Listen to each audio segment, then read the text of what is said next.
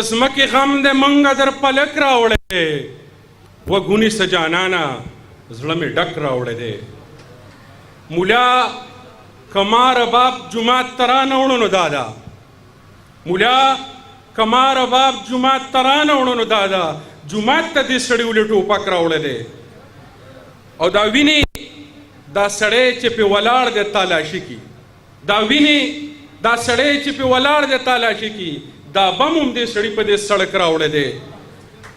او دا وس مې و همدا مې د کاروان سره وکړل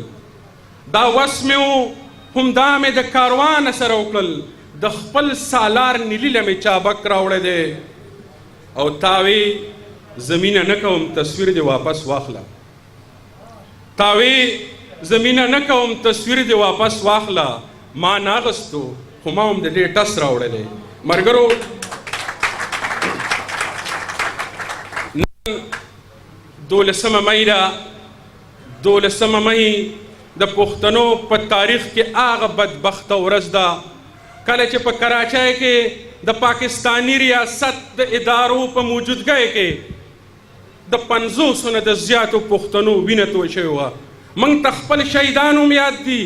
د هغوی د وینې یو څاڅکی راته یاد دی زموږ هیر نه دي ملګرو یو ورځ به راځي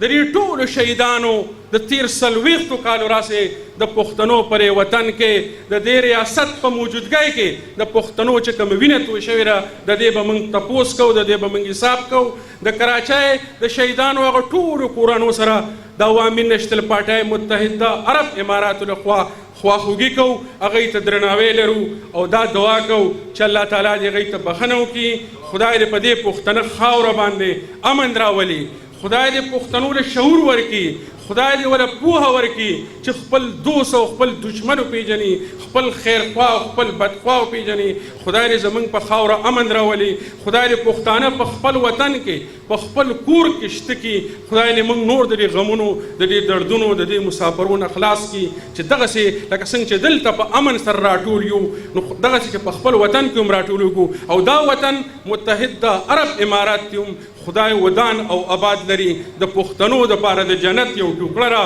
6 لکه پښتانه متحده عرب اماراتو په خپل لمن کې ځای کړي دي په دنیا کې بل دومره یو سټیټ نشته چې دومره عزت یې پښتنو ته ورکړی دی لکه څنګه چې متحده عرب اماراتو نو ټول پښتانه په جمع دعا وکړي چې الله تعالی دا وطن ودان او آباد لري الله اکبر د موسیقۍ پروګرام شروع کوو د نن موسیقۍ چې کوم سندرغاړی کوم هنرمند دی هغه د پښتنې خاورې ډېر نر او علالي بچی دی ټول عمر د خپل وطن د خپلې خاورې د ننګ او د پت سندرې ویلي دي ټول عمر په خپلو سندرو پښتانه را بیدار کړي دي د ډېرې ښې شاعرۍ انتخاب یې کړی دی ښاغلي فضل وهاب درد صاحب له به زه هغه به ډېرې خوندورې سندرې تاسو ته وایي ګډاګانې به کوو اتڼونه به اچو